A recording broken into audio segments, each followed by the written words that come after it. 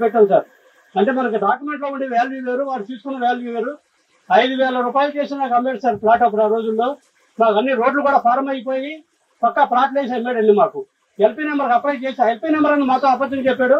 But LP number లేదండి అందులో. LP number apply చేసామని చెప్పేసి దాంట్లో ప్లాన్లో ఇచ్చాడు మాకు. అవి వచ్చిందో రాలేదో మాకు తెలియదు. డబ్బులు కాకే కట్టాం కానీ వచ్చిందో రాలేదు మాకు. ఇంకా మీరు తిరగలేక ఓపిక లేక మానేసాం సార్. దయచేసి మాకు ఏదైనా మీకు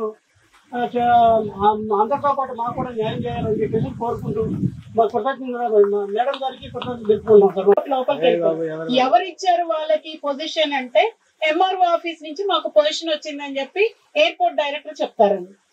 అసలు ఒక సందర్భంలో ఒక పబ్లిక్ మీటింగ్ పెట్టినప్పుడు ఎయిర్పోర్ట్ లో నేను ఇదే క్వశ్చన్ అడిగాను.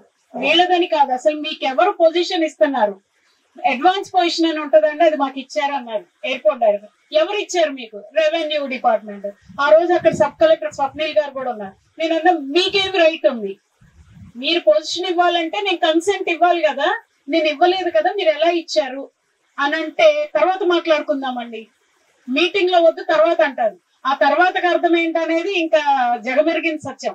మన సాంబశివరావు గారు వీళ్ళందరూ ఉన్నారు, దాదాపు ఆ రోజు 20 మంది ఉన్నాం. గన్నవరం సిఆర్డి ఆఫీస్ మనం చాలా పోరాటం చేస్తే 3 సంవత్సరాల తర్వాత పెట్టారు. పెట్టినప్పుడు దానిలో ఒక సిఆర్డి డీసీ వచ్చారు, డెప్యూటీ కలెక్టర్. మీదంతా నాకు అర్థమైంది, సబ్ కలెక్టర్ గారికి నేను ఎక్స్ప్లెయిన్ చేసి నేను మీ పని చేయిస్తాను, మరి నాకేంటి చేస్తే పబ్లిక్ గా మా 20 మంది ముందు అంతే కదండి ఆయన ఉంది, నాకేంటి అని ఆయన నొక్కి పలికారు. నేనన్నా నాకు అర్థం కాలేదండి అన్న. 3 సార్లు చెప్పారు ఆయన, నాకేంటి మీ పని చేస్తే అని. మన స్థలాలు అది అప్రూవ్డ్ లేఅవుట్ అది వేరే విషయం, నాన్ అప్రూవ్డ్ పక్కన పెట్టండి, అది మనదే కదా, డబ్బులు పెట్టి కొనుక్కున్నాం, రిజిస్టర్ అయింది. రిజిస్టర్ చేసే రోజు నాన్ అప్రూవ్డ్ ఎందుకు రిజిస్టర్ చేస్తారు? సబ్ రిజిస్టర్ వాళ్ళు చేసేస్తారు, బ్రోకర్స్ తీసుకెళ్లి పెడతారు, రియల్ ఎస్టేట్ వాళ్ళు పెడతారు, వాళ్ళేమో సంతకాలు పెడతారు.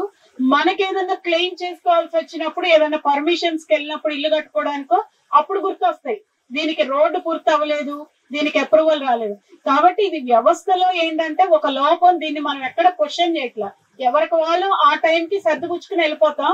దీని వల్ల ఏంటంటే కాన్సిక్వెన్స్ ఇలా ఫేస్ చేస్తాం. నిజంగా ఆర్పి మల్లయ్య గారు 10 సంవత్సరాలకి ఇప్పటికీ ఆయన ఎంత లైఫ్ లో స్ట్రగుల్ అయ్యారో నాకు తెలుసు. మొదట్లో ఆయనతో పాటు నేను చాలా మందిని సబ్ కలెక్టర్ ఆఫీస్ లో చూసేదాన్ని. 20-30 మంది వచ్చినట్టు వచ్చారు, గ్రాడ్యువల్ గా తగ్గిపోయారు. అసలు ఎవరు ఎక్కడ ఉన్నారో తెలియదు, వీళ్ళు 6 మాత్రమే ఉన్నారు. ఏంటంటే మరి వాళ్ళకి అర్థమైపోయింది, వీళ్ళని మభ్య పెట్టి ఆఫీస్ చుట్టూ మీద అప్రూవల్ లేదంటే తిప్పుతున్నారు. వీళ్ళకి ఆ రోజు క్వశ్చన్ చేయడం తెలియదు, గైడ్ చేసేవాళ్ళు లేరు. అప్రూవల్ ఉందా లేదా కాదయ్యా, నా స్థలానికి నువ్వేమి ఇస్తావు, నాది నీకు కావాలంటే నా దగ్గర కన్సెంట్ తీసుకోవాలని చెప్పడం వీళ్ళకి తెలియదు. వీళ్ళ అంటే అప్రూవల్ లేదంటే ఏదో అయిపోతుందని ఒక భయాన్ని క్రియేట్ చేస్తారు అధికారులు. అమరావతిలో ఫ్లాట్స్ తీసుకున్నామండి, దగ్గర అది 56 ఎకరాల ఏరియా. అది ఎందుకు తీసుకుంటున్నారు ఏంటని అడిగితే 3 వెంచర్లు ఉన్నాయి, ఆ వెంచర్లు వాళ్ళందరికీ ఎయిర్పోర్ట్ కింద పోయింది, వాళ్ళకి రీప్లేస్మెంట్గా అక్కడ మీకు డెవలప్ చేసి ఫ్లాట్లు డెవలప్ చేసి వాళ్ళకి ఇస్తామని చెప్పారు. సరేమని మీకు అమరావతిలో ఫ్లాట్లు ఇస్తామని చెప్పారు. సరేమని తీసుకున్నాం. అందరూ చాలామంది చిన్న వాళ్ళు ఒక 70-80 మంది 20 సెంటు 30 సెంటు ఫ్లాట్ వస్తుంది అనే ఉద్దేశంతో తీసుకున్నాం.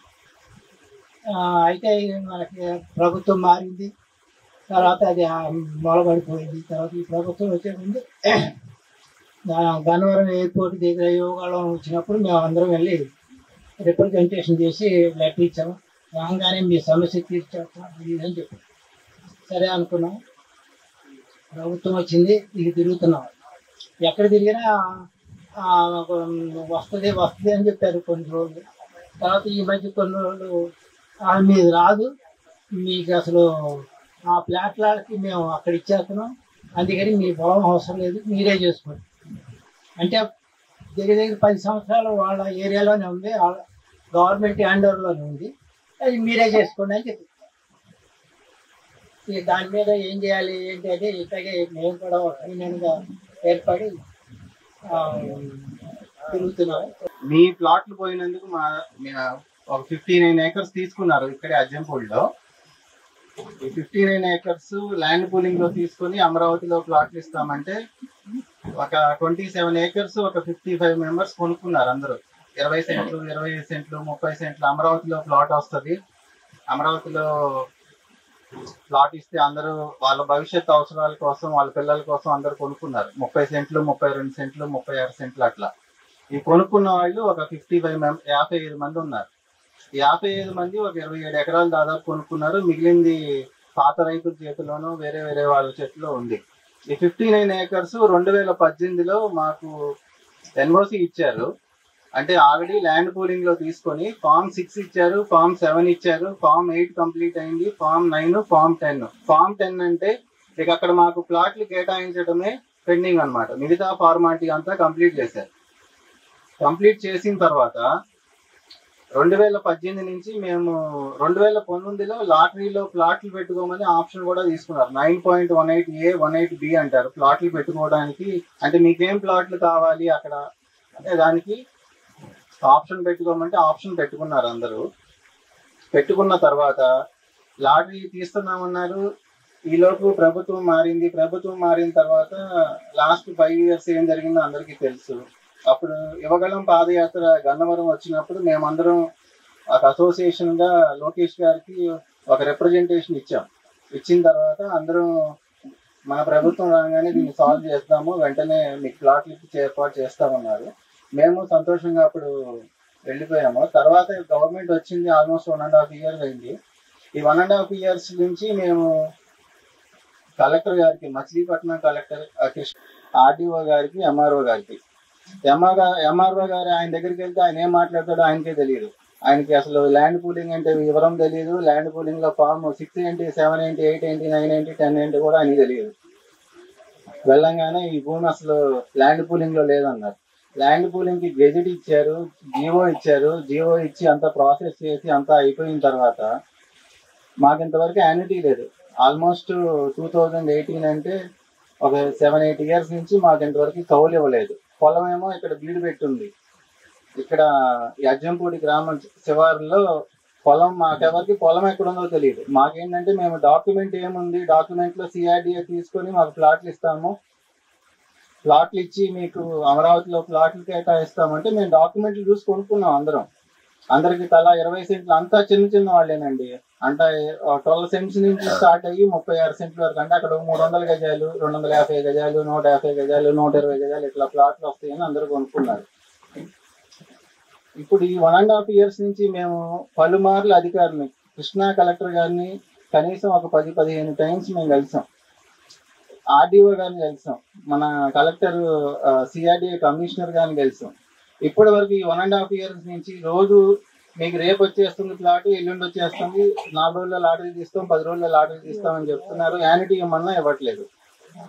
రీసెంట్ గా మొన్న కమిషనర్ గారిని కలిస్తే మీది అది లో లయింగ్ ఏరియాలో ఉంది, వీళ్ళకి ప్లాట్లు ఇవ్వడం కుదరదు, వాళ్ళు ప్లాట్లు మాకు వద్దంటున్నారు. అక్కడ మీకు మేము ఆలోచిస్తున్నాం, దాని మీద పునఃపరిశీలన చేస్తున్నాం. పరిశీలన చేసిన తర్వాత దాని గురించి ఒక డెసిషన్ తీసుకుంటామని చెప్పారు.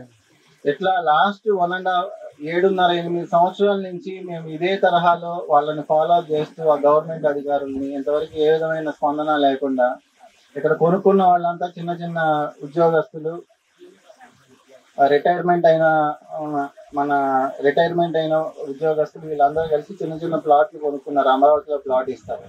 దీని మీద ఇంతవరకు వాటి నుంచి ఏదో స్పందన లేదు. మేము కోరుకునేది ఏంటంటే ల్యాండ్ పూలింగ్ లో ఫార్మాలిటీస్ అన్ని కంప్లీట్ చేశారు. మొత్తం ఫామ్ 10 వరకు కంప్లీట్ చేశారు. ఫామ్ 10 తర్వాత మాకు లాటరీ తీయడమే పెండింగ్ ఉంది. మీకు ప్లాట్లు ఇస్తారా లేదా అనేది మమ్మల్ని రోజు సస్పెన్స్ లో పెట్టి రోజు అధికారులు మమ్మల్ని రోజు ఆఫీస్ చుట్టూ తిప్పుకుంటున్నారు. ఇంతవరకు ఏదో స్పందన లేదు వారి నుంచి. మమ్మల్ని ఎట్లా పెంచారంటే ఒక బాధ్యతగా పెంచి పిల్లల్ని పెద్ద చేశారు. కాబట్టి మీకు అందరికి కూడా ఒక అవగాహన ఉంది. సమస్యను ఎట్లా సాల్వ్ చేయాలి, పిల్లల్ని ఏ విధంగా పెంచాము, అట్లాగే ఈ సమస్యను కూడా ఎట్లా సాల్వ్ చేయాలని చెప్పి అందరికి అవగాహన ఉంది. కాకపోతే ఇక్కడికి వచ్చిన తర్వాత ప్రతి ఒక్కళ్ళు కూడా నేను చూసింది ఏంటంటే 9 సంవత్సరాల నుంచి మీరు బాధపడడం అలవాటు పడ్డారు, కానీ బాధ పెట్టడం అనేది అలవాటు చేసుకోలేదు.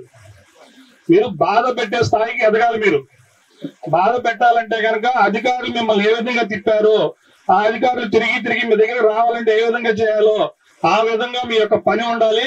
దాంట్లో మీ అందరూ కలిసికట్టుగా ముందుకెళ్ళాలి. దానికి ఒక ప్రణాళిక చేసుకోండి. ఒక 30 రోజుల 40 రోజుల 45 రోజుల సంక్రాంతి వైపు కనుక మన స్థలం మనం కాపాడుకున్నాం, మన వైపు న్యాయం ఉంది, ధర్మం ఉంది. అదే విధంగా మనం ఇల్లు కట్టుకోవాలంటే కనుక మనం ఏం చేయాలి అనే ప్రణాళికతో మీరు అందరూ కూడా, ఇప్పుడు మమ్మల్ని అందరూ ఏ విధంగా తీర్చిదిద్దారో, మీ పిల్లలు ఏ విధంగా గొప్ప వాళ్ళగా తీర్చిదిద్దారో, అదే విధంగా మీ యొక్క డ్రీమ్ ను కూడా, మీ యొక్క కళల్ని, అంటే విశ్రాంతి సమయంలో మనం ఇక్కడ ఉందాము, ఇల్లు కట్టుకుందాము, ప్రశాంత వాతావరణంలో ఉందాం అనుకున్నారు. కానీ దాన్ని అమలు పరుచుకునే విధంగా కూడా ఒక ప్రణాళిక చేసుకోండి. స్మార్ట్ గా ఆలోచించండి. కంపల్సరిగా మీ అందరితో పాటు మేము అందరం ఉంటాము. మీరేసే ప్రతి అడుగులో కూడా మేము అడిగేస్తాము. మీ సమస్యకి ఇంకా సొల్యూషన్ చాలా సింపుల్ గా ఉంది. ఆ విధంగా మీరందరూ కూడా కలిసి ప్రయాణం చేయండి. ఒక 45 రోజుల్లోనే మీ యొక్క ఈ కార్యక్రమాన్ని సక్సెస్ చేసుకునే విధంగా కూడా ముందుకెళ్దాము. ఇక్కడ ఏంటంటే మన సమస్యలను చెప్పుకోవడానికి, మనం బాధపడతాం, మన బాధలన్నీ షేర్ చేసుకోవడానికి ఇక్కడికి వచ్చాం. కానీ ఇక్కడికి వచ్చిన వాళ్ళలో కూడా కొంతమంది మనల్ని ఏ విధంగా విచ్ఛిన్నం చేయాలి, లేదంటే కనుక మన కార్యక్రమాన్ని ఏ విధంగా డిస్టర్బ్ చేయాలి, ఇక్కడ తీసుకున్న నిర్ణయాన్ని ఏ విధంగా అమలు చేయకుండా ఉండాలని చెప్పేసి ఆలోచనతో కూడా కొంతమంది వస్తారు. సో వాళ్ళందరి ముందు మనం మాట్లాడుకోవడం కన్నా కూడా ఈ కమిటీ వాళ్ళు ఎవరైతే ఉన్నారో వాళ్ళతో కూడా మేము తర్వాత మాట్లాడతాము. ఒక సలహా, మా యొక్క సలహాలో ఉన్న ప్లస్ మైనస్ అన్ని కూడా ఆలోచన చేసుకొని అందరం కలిసి ముందుకెళ్దాం. ఒక 45 రోజుల్లో మాత్రమే మీ యొక్క సొల్యూషన్ మొత్తం సాల్వ్ అయ్యే విధంగా పనిచేద్దాం. దాంతో మేము కూడా మీతో పాటు ఉంటాం. మీతో పాటు మీ అందరి ముందు మేము కూడా ఉంటాం. అమ్మ వచ్చిన దగ్గర నుంచి బాధపడతా ఉంది. అమ్మ బాధపడాల్సిన పర్లేదు. మిమ్మల్ని ఎవరు దెబ్బ వేయరు. అట్లాగని మిమ్మల్ని చూసిన తర్వాత ఎవరో కూడా మీ పని చేయకూడదు అనే కాన్సెప్ట్ లో ఉండరు. మీరు అందరూ కూడా, అప్పుడు అన్నే సాంబశివరావు గారు ఉన్నారు, డిపార్ట్మెంట్ లో పనిచేశారు. అట్లాంటి భాను గారు ఉన్నారు, 3 మంది పొలాలు స్థలాలు తీసుకుని వచ్చి ఉన్నారు. నాకన్నా కూడా చాలా ఎక్స్పీరియన్స్. మీరు అందరూ బాగా అన్ని రకాల డిపార్ట్మెంట్ కూడా పనిచేసిన వాళ్ళు. కానీ ఏంటంటే మనసు పెట్టండి, ఒక 30 రోజులు 45 రోజుల్లో కూడా మనం ఈ కార్యక్రమాన్ని కంప్లీట్ చేసుకోవాలి. అప్పటి వరకు వేరే ఏ పని ఉన్నా మటుకు కొంచెం పక్కన పెడదాం. ప్రతిరోజు బాధపడే కన్నా కూడా 10 రోజులు 30 రోజులు 40 రోజుల్లో కూడా అచ్చంగా బాధపడదాము, లేదంటే కనుక తేల్చుకుందాం విధంగా ప్రయత్నం చేద్దామని చెప్పేసి తెలియజేస్తున్నాం.